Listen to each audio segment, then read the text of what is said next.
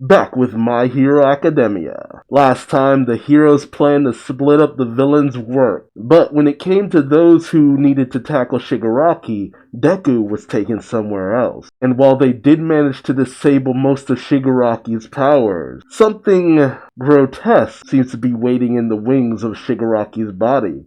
What's going to happen next? Let's find out. And he's just pulling a full-on Akira. Just body parts, fingers just coming out of him. It's just Akira. Bakugo saying, "Whoa, what the hell? Is this so creepy?" No, what the hell is this creepy crap, he says. Jeez, it's just a tidal wave of fingers. We get it, Horikoshi, you can draw fingers. And I guess, I'm not sure who's calling out to Monoma, but they call out to him, and Monoma says, "I'm still staring, erasure is still in effect." And Edshot questions, "Is it not a quirk then?" And Shigaraki says, "This is simply growth." Yeah, it's a growth, alright. Just my body on its own. The same way my hair or nails grow longer. That is a disgusting comparison. The body must adapt to ever-evolving quirks. This new form that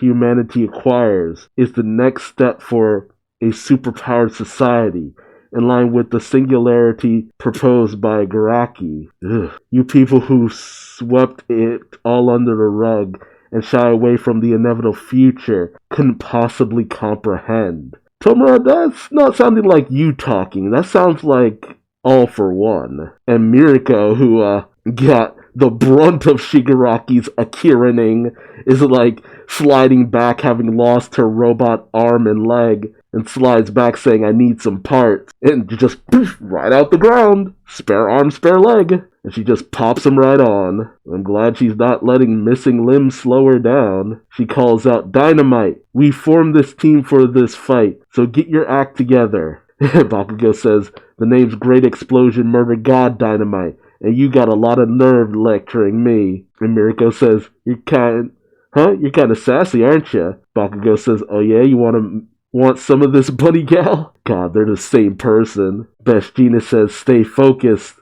And they both cry out, "You want some too?" Jeez, they are the same person. Gina says, "Your reply ought to be sure." Monoma says, "Sensei, I swear I'm doing it right. I haven't slipped up in any way." Eraser says, "I know that. You're good. Those hands, though." And I think Mandalay is her name? Says, "Eraser, Midoriya's making contact." Monoma's crying out, "Damn it, Class A, what are you doing?" Mona, "Well, why are you blaming them?" Eraser says, "Midoriya, where are you?" Midoriya says over the comms, "I'm sorry, Himiko Toho nabbed me. I'm on Okuto Island, requesting a warp," and then he kind of cuts out. Sun Eater says, "We have to warp Midoriya back to us." Edshot says, "No, we can't.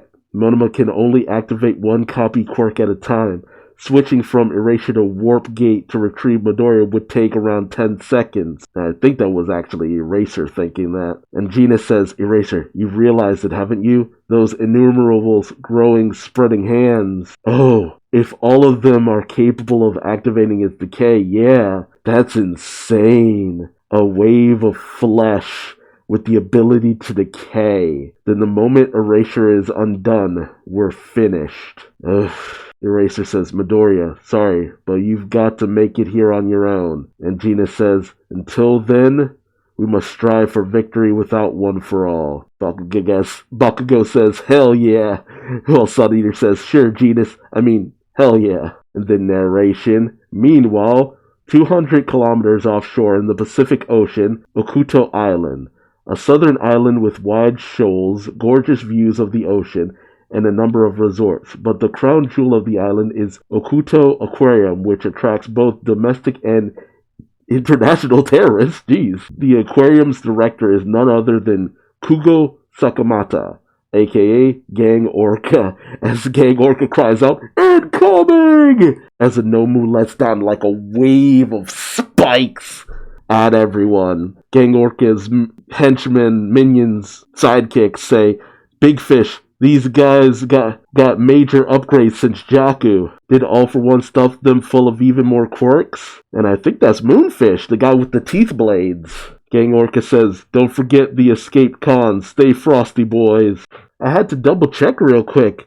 That's Sirius from the anime Froppy special. Ah, nice. Is Selkie also here? I don't remember seeing him. Yeah, Sirius cries back, Froppy, you good? That attack was even able to reach our rear guard. Froppy says yes, but that shockwave carried away Uravity and Deku. Oof. Uravity says, what did Sensei say, Deku? Deku says, I gotta get there on my own. Things must be pretty dicey if they can't even use Warp Gate. Uraka says, then we better hurry and... Oh, and here comes Himiki Toga doing this weird movement to get to Deku, going at him with her knives, and she cries out, don't go, Izuku. I love you, so please don't go. Uraka cries out, Toga, as she splashed with water. Deku thinks to himself, she came at me with a knife and danger sense didn't trigger? The fourth user, Shinamori, pops out and says it's not recognizing the threat she poses as actual danger. He says, I can't believe someone like her really exists, that she's made it this far in life. Deku asks Toga, what exactly do you want from me?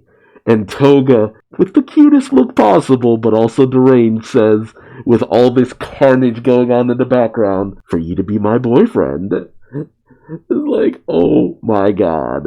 And Shinamori says, that's because when she hurts people, she does so out of pure, genuine affection. I mean, old news. We've all known that. But... like, it's genuine. She's not doing it out of any form of malice. Like, this is to make sure you understand there is no malicious intent whatsoever behind her action. It is so wild. But yeah, just randomly putting in anime-only characters. I'm really wondering if we're going to see Selkie in this. Definitely when we get to the anime version of this. But also, with the situation with Shigaraki, it's like, yeah, that would be so overpowered though. For him, he's just this wave of destruction. All of his body parts, all this flesh just coming out in this massive tidal wave, rotting away everything that it touches. That's insanity. Like, my god. And with the rate that it's going, it's damn near gonna fill up the entire area that the Shigaraki team is in. So, what happens now? How does Deku even get to their location? Let me know your thoughts in the comment section below. How do you think they could handle Shigaraki? Like, at most, I can imagine maybe Bakugo just infinitely bombarding him with blasts, something along those lines. But even that I'm not certain of. But let me know your thoughts. If you like this video, feel free to subscribe. That way you don't miss out on the next one. Or don't. I ain't your daddy, but I still love you like one. Until next time, I've been Duuz-Diz-Din, and I'll see you in the next video. Until then, bye-bye.